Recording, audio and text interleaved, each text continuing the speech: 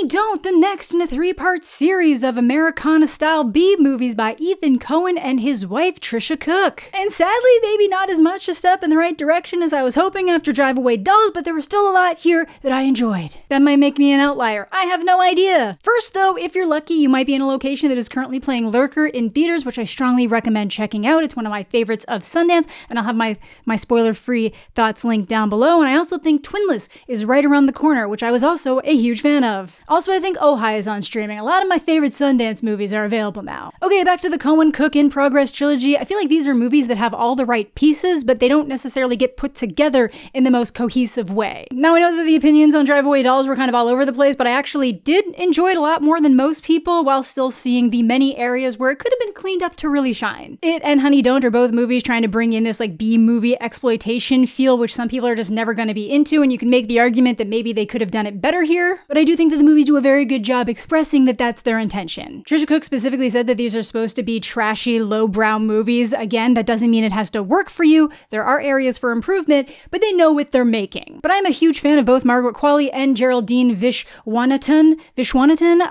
I know I say her name super wrong every time, so I'm sorry if I did it again. I think I'm getting closer.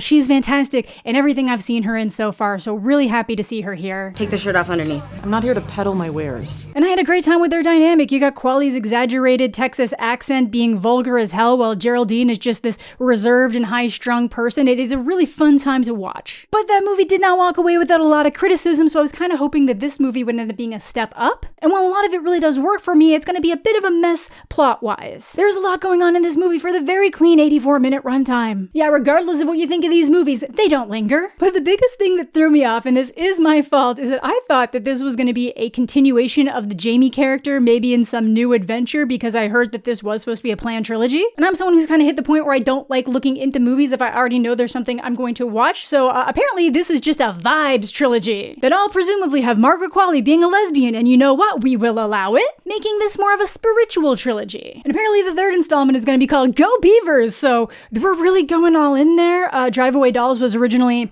Drive Away D-word that I should be able to say, but YouTube doesn't really like it when you say it, so I can't, but it was at the end of the movie. But yeah, this isn't Jamie, this is Honey O'Donoghue, a private investigator, and while it may all look like it's taking place in the 50s, this is actually set in modern day 2025. It's just really hard committing to that neo-noir feeling, with like less emphasis on the neo in terms of the timeline. And I thought that was a pretty interesting choice considering the last movie was very firmly set in 1999. So we're just jumping all around and exploring a lot of different visual vibes. And you know, that part I actually do like. But yeah, the only thing I knew going into this movie is that Margaret Qualley and Aubrey Plaza were likely gonna hook up, and respectfully, I was on board. Aubrey's a little bit of a creep in this movie, but still. So while Drive Away Dolls is a road trip movie of two friends unintentionally ending up in the middle of a crime, Honey Don't is this neo-noir about a private investigator looking into a series of strange deaths that all seem to tie back to the town's weirdo church. And it feels a little bit like No Country for Old Men, obviously not to that caliber, please do not start yelling in the comments section, but in a way that the movie itself is trying to subvert the expectation of where the story's going. Again, they've openly said that these are trashy, lowbrow movies. I'm not trying to say that it is the same as No Country for Old Men. I will say that the way they tried to offset those expectations was done in a pretty convoluted way, but there was an attempt. I totally get wanting to have a series of events that seem connected in some way, but then the main mystery just goes in a different direction. The movie looks fantastic as expected. I thought Drive Away Dolls looked really good too. The performances in this are really fun. You got Charlie Day as a detective who refuses to accept that Honey likes women in an old-timey way where he's like,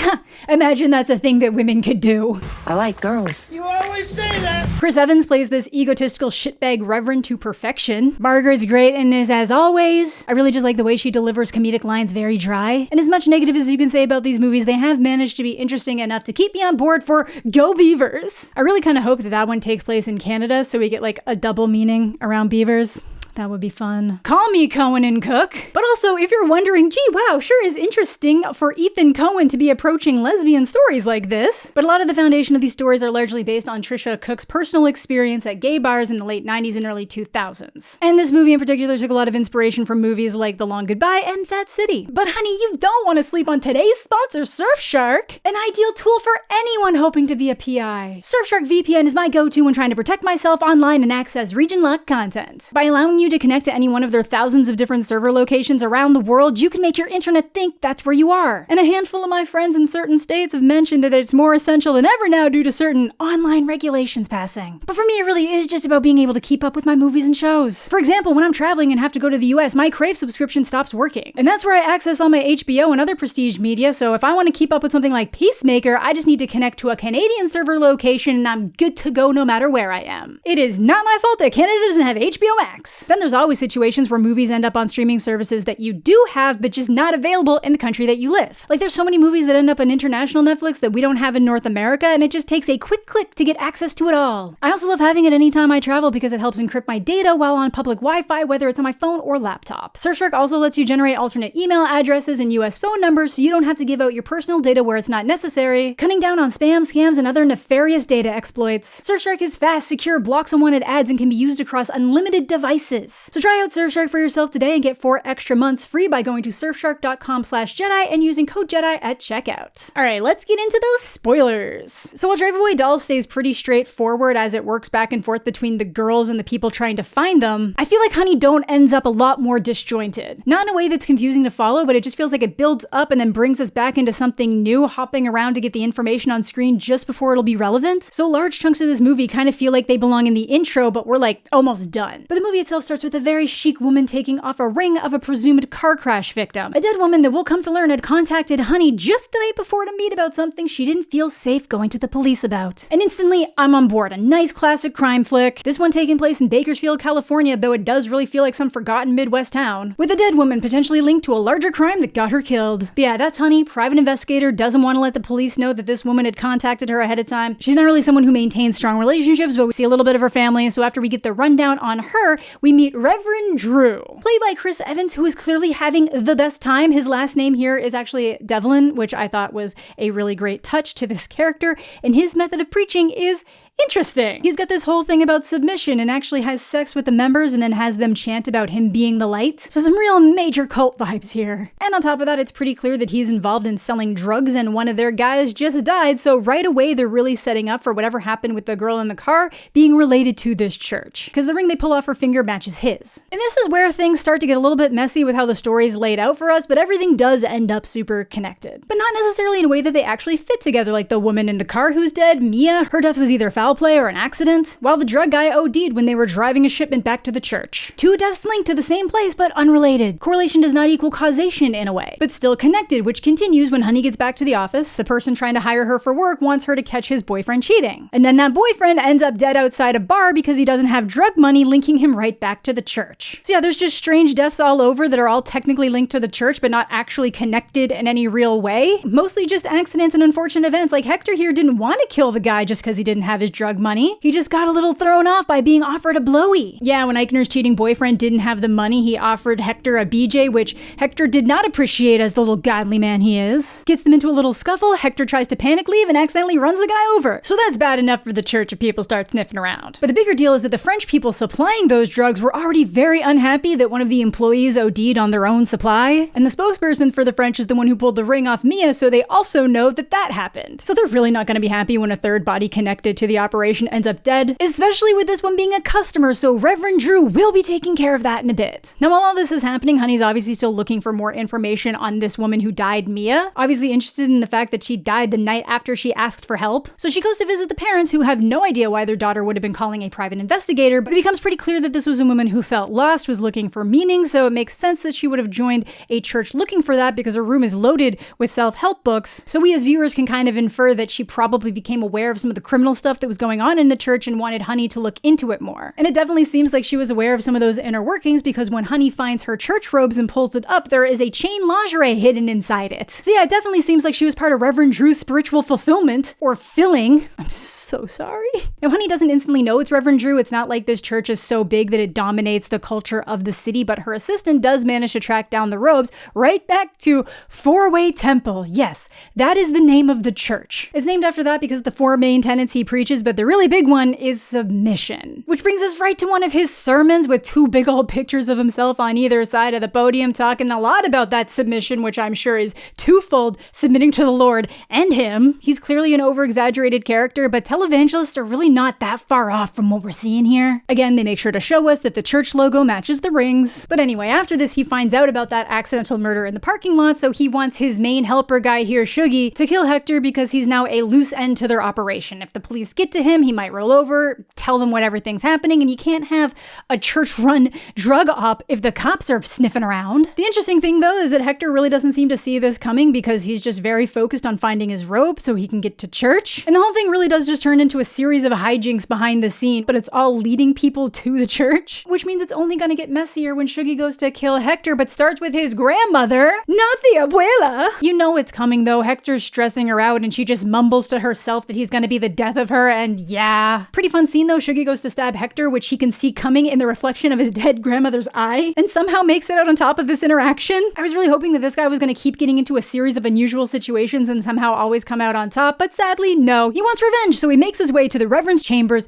where this time, Drew is actually spreading the glory of the Lord to two women, which Hector's trying really hard not to see, then starts shooting wildly before Drew ends up killing him. Like, dude made it through two crazy interactions alive, only to die because he couldn't look at naked women while he was shooting a gun. So yeah, that's him out of the picture, and yet another dead body for the French to be concerned about. But now we cut back over to Honey at the bar with Aubrey Plaza. Forgot to mention that they ran into each other at the police station. That's where Aubrey works. Her character's name is MG. So that is now two movies where Margaret Qualley's character is hooking up with a cop. And two movies where Margaret Qualley really just has to look at someone and they instantly want to hook up, which fair, I suppose. So this is the scene for all the people who are looking for it. Well, one of them, they actually do get started right at the bar before heading back to Honey's. And yes, if that is the only thing you care about in this movie, it will deliver respectfully. Now at this point, we've already been introduced to Honey's sister and her family. She has a lot of kids, including a teenager named Corinne, played by the fantastic Talia Ryder, who shows up on Honey's doorstep the next morning with a black eye from her boyfriend. And unfortunately, she just seems all too willing to make excuses for him, even though there's like really no excuse for that. You know, if someone is physically hurting you, this is me. If someone is physically hurting you, do whatever you can to safely get away. Honey and MG are both pretty unimpressed that she won't report him, but put a pin in that for now. But now it's Honey's turn to meet the good Reverend to talk about Mia, who only agrees to speak to her because his lackey says she's kind of hot. Love the consistency and the back and forth here is quite fun. Do you drink?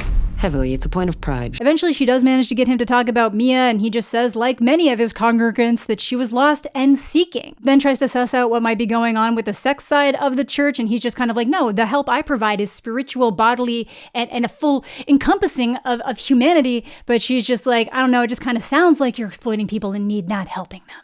I see a need, and I fill it.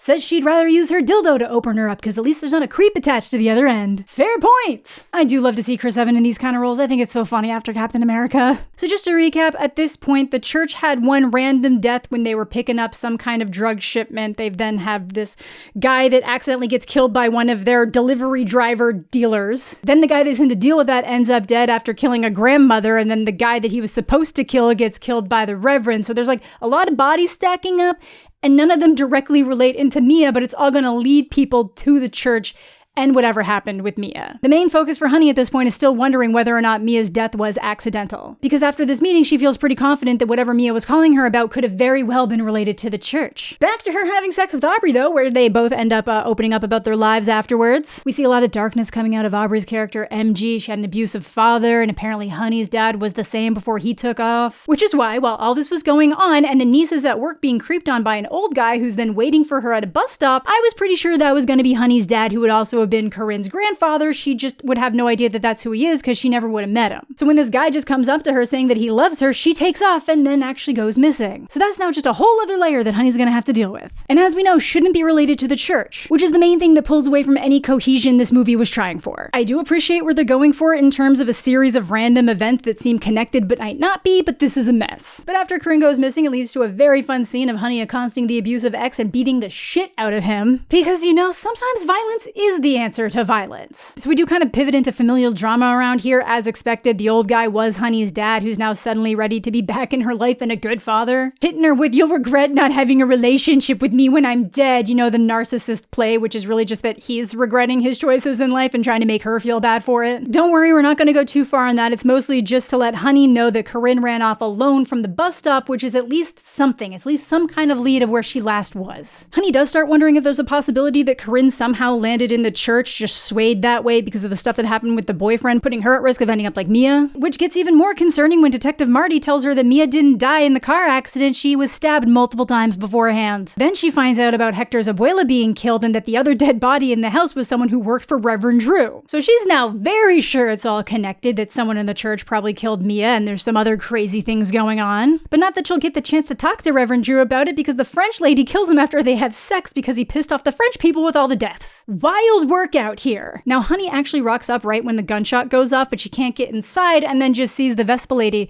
scoot off. And Marty doesn't believe that there's any reason to search the church to find out, that just hearing something doesn't give him a right to like break into a temple. If someone fired a gun and it wasn't a car backfiring. Things are getting a little messy out here, but it's kind of the whole point that there's just these series of events that are kind of connected, but not connected, and it just keeps building and building, and no one's really any closer to the exact answer they're looking for. Now, because Marty won't help, Honey goes to talk to MG, hoping that maybe she can do something in her limited ability as a police officer. But things are weird right off the bat when she gets into her house. She lives in the house that she grew up in after her parents died and hasn't really changed anything, and just starts rambling about how Honey must be judging her for living like this, that this is the way it always goes, you know, people end up with pussy remorse after that third date. Someone says something and you're like, oh shit, this might not be the person I thought they were. And then hostility just keeps rising, and Honey is just so confused until she noticed that there are 2 teacups on the counter, one that has green lipstick like Corinne's. Yeah, MG was the baddie all along, specifically hunting down people that she felt were willing victims. MG killed Mia for being a willing victim in the church, and she nabbed Corinne for making excuses for her abusive boyfriend. To her, if women want to be victims, she'll make sure they really are. And this is all a response to the abuse she got from her father, who she also killed. So yeah, I assume that Mia reached out to Honey after potentially learning about the criminal drug operation side of the church, and then ended up killed by MG before the church ever could have even known she was onto them. And then all the subsequent deaths in the church just made them seem all the more guilty for MG's death, even though it was actually completely unrelated. Hijinks! But brutal stuff here. There's a scuffle and fight where Honey thankfully comes out on top. And yeah, that's a pretty goofy twist, and unfortunately Corinne going missing really does slow down the movie. Much like her dating history, where the third dates don't typically happen or fizzle out before they can, this third act goes pretty darn fast. But I've seen a lot of people mention that this movie just ends really abruptly, so I kinda expected it to end with Honey collapsing in the living room here, but no. She survives, gets picked up by an ambulance, and thankfully Corinne was also still alive. They find out that MG's apparently been killing other people too, and they just couldn't connect them all till now. And the movie ends with Honey once again seeing the Vespa French lady for a third time, making clear moves for a hookup.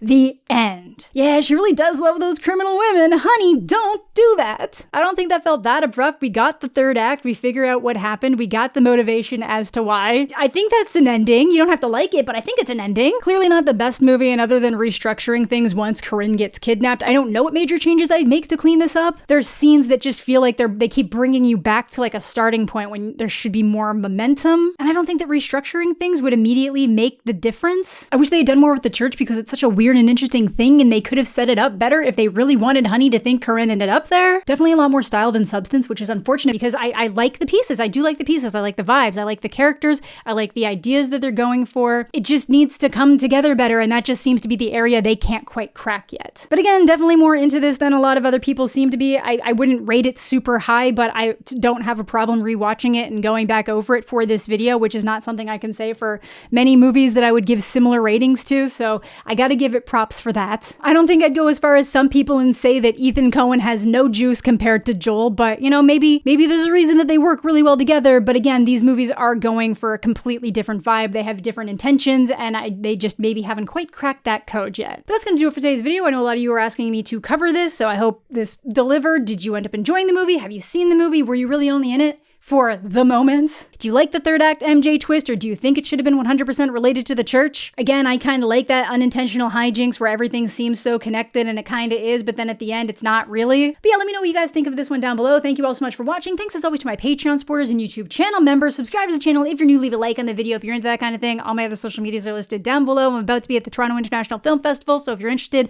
on spoiler-free thoughts there, follow me on Letterboxd. I hope you're all having a fantastic day. I'm mostly okay, and we'll catch you all later.